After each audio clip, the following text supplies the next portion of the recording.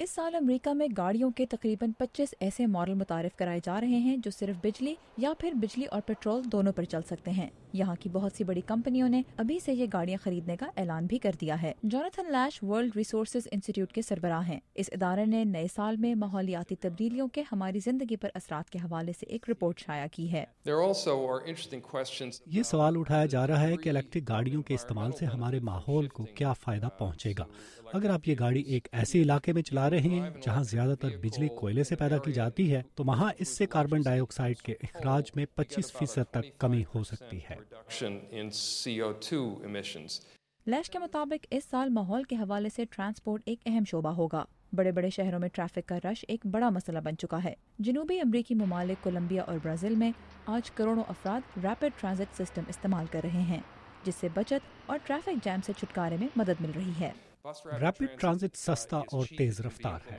ہم اسے تیزی سے وسیع ہوتا دیکھیں گے کیونکہ ترقی پذیر ممالک میں تیزی سے پھیلتے شہروں میں جلد کچھ کرنا ہوگا۔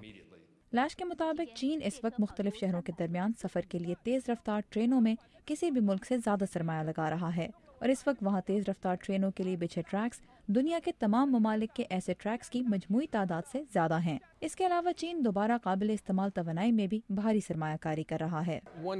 چین اس وقت جو کر رہا ہے وہ حیران کن ہے، نہ صرف سرمایہ کاری کے حجم کے حوالے سے بلکہ ماحول میں آنے والی تبدیلی اور اس بارے میں اس کی کمٹمنٹ کے حوالے سے بھی۔ لیش کہتے ہیں کہ اس موضوع پر سیاسی کمٹمنٹ کے حوالے سے امریکہ دیگر ممالک سے پیچھے ہے، لیکن انہیں امید ہے کہ ریاستی سطح پر آنے والی تبدیلیاں قومی سطح پر تبدیلیوں کو جنم دیں گی۔ امریکہ میں ریاستی سطح پر دیکھیں تو 20 سے زیادہ ریاستوں میں ماحولیاتی تبدیلیوں کے بارے میں مختلف پروگرام چلائے جا رہے ہیں۔ اسی طرح بہت سے شہروں، کمیونٹیز اور کمپنیوں میں بھی اس حوالے سے کام کیا جا رہا ہے۔ امریکی ادارہ برائے ماحولیاتی تحفظ گرین ہاؤس گیسوں اور زہریلے مادوں کے اخراج کے حوالے سے پابندیاں عائد کرنے کا اعلان کر چکا ہے، لیکن اسے مختلف صنعتوں کی ترجمانی کرنے والوں اور بعض سیاستدانوں کی طرف سے مخالفت کا سامنا ہے۔ لیش کے مطابق اس سال خوراک کی قیمتوں میں تبدیلی بھی نمایاں ہوگی، جس کی وجہ صرف آبادی اور ایندھن کی مانگ میں اضافہ نہیں ہوگا۔ قدرتی آفات جیسے سیلاب، خشک سالی اور طوفان کے زراعت پر اثرات سے بھی قیمتوں میں اضافہ ہوگا، جو ہم دنیا بھر میں دیکھ رہے ہیں۔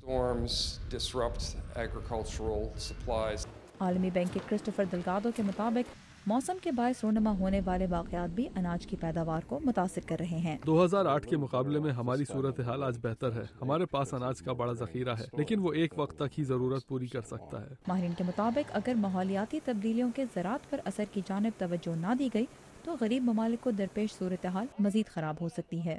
اینڈریو سٹیئر عالمی بینک میں ماحولیاتی تبدیلیوں کے لیے خصوصی مندوب ہیں۔ اگر ہم نے سنجیدگی سے کچھ نہیں کیا تو غریب ممالک میں زرعی پیداوار کافی کم ہو سکتی ہے۔